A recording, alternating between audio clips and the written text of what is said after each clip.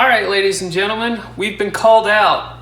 One of our fellow YouTubers has issued us a call out. He says that he is going to beat us in the drag race portion of the Grassroots Motorsports Challenge, and all I gotta say is good luck. So, to give you a little history, my family and I have been competing at the Grassroots Motorsports Challenge for roughly 16 years. I've been going since I was 10, so we've been at it for a while. Every single time that my dad has fielded an entry, he has won the drag race.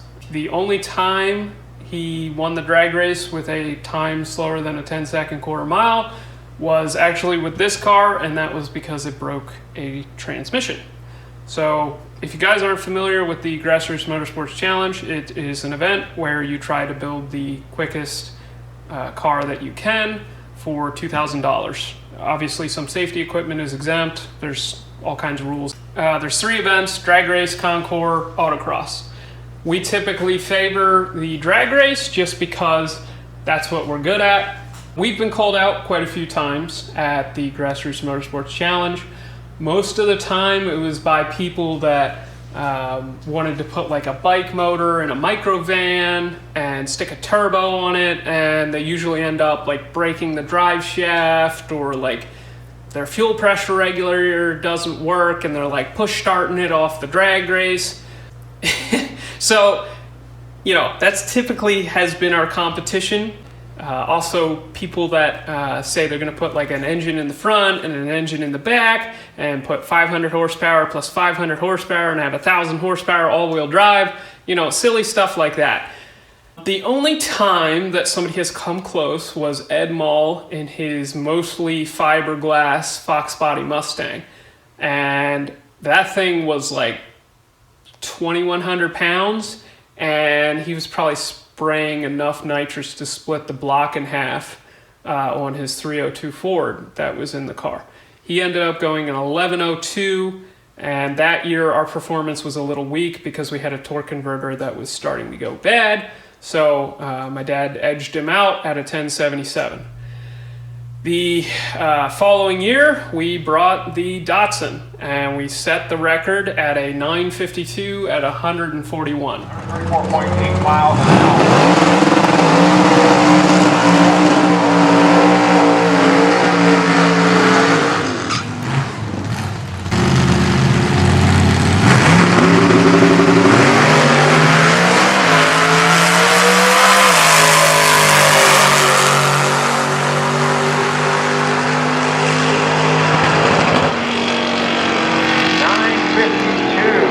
141 miles an hour.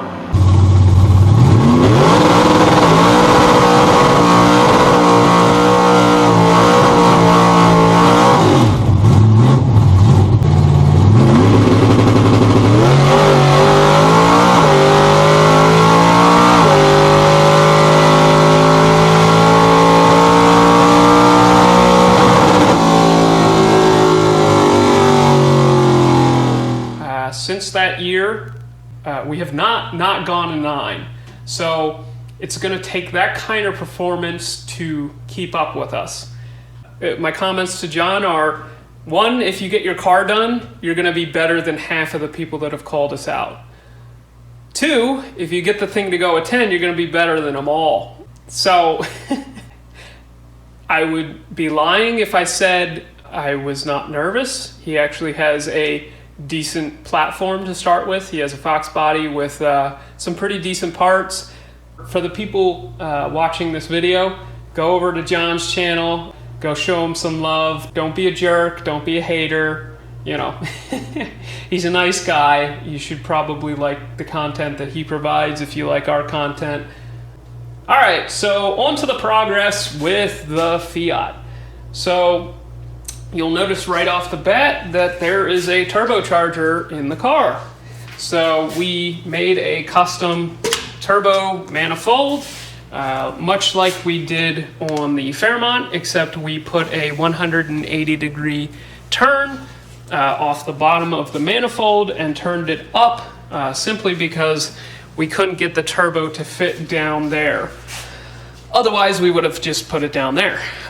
So the turbo is sitting high. I actually think it looks really cool, but we're beginning to start to lay out like the turbo piping. We plan to run the intercooler hose or tube across the engine, down into the intercooler, out of the intercooler, and then we've got to figure out how to go from here.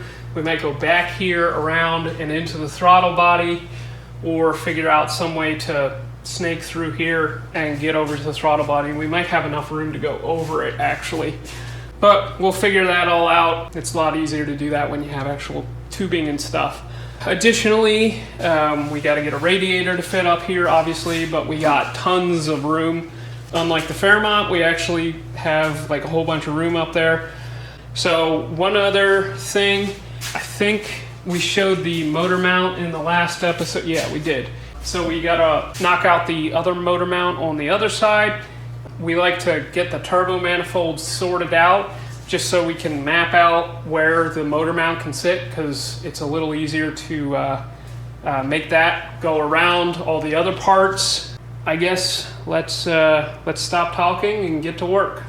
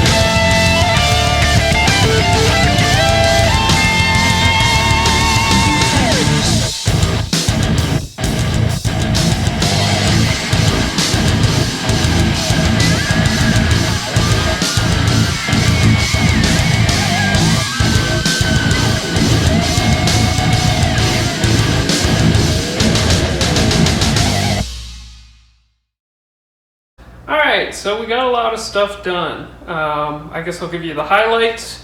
The turbo is in the car. We have a air intake tube for the turbo. We wanted to put that in there so that we could make the charge piping around it. The intercooler is mounted. Also, the radiator is mounted, and we had to switch the inlets and outlets on the radiator. They were top was here, bottom was down there. We had to basically flip-flop them. Additionally, basically I wanted to use the cheapest radiator hose that I could find. The cheapest way to do it is to use the one that came with the engine. So this is the stock lower radiator hose for a Trailblazer with the 4.2. We happen to have received one with the engine that we're going to use, so I basically made it so that the radiator accepts the factory hose. So that's that, and from there we moved on to the charge piping. We were originally planning to run the turbo out this way with a hard 90 and then run it through here and then out through there, but with the way the intake is configured, we deemed it better to crisscross them. Basically, the turbo outlet goes up across the engine and over to the intercooler, and then through the intercooler, and then up through here. And we kind of had to snake it in through around here. And yes, it does fit under the hood that we had already made for the car. But yeah, that was a lot of work. This is all on anti-vibe mounts, of course, to keep it from cracking. So that's a pretty major step in the right direction. You'll notice that the drive-by-wire throttle body is on the car. So the plan that we had for the Fairmont was to run 2 ECUs in the car, and we're going to instead do it on this car because we have a 2006 engine that will be going into here. So from here, we need to make an exhaust system, finish up the wastegate, extend the driver's side floor and foot area forward, probably relocate the master cylinder. We're probably gonna run it reverse of how it is and have the pedal further forward. We'll be running a drive-by-wire throttle pedal, of course, so we gotta squeeze that in there. And then we gotta wire it and plumb all the fuel system and all that stuff, and then we should be good to go. So you'll see that in future episodes. Make sure you like and subscribe. Once again, good luck, John. You're gonna have a tough time with this, I'm sorry. So we'll see you in the next one.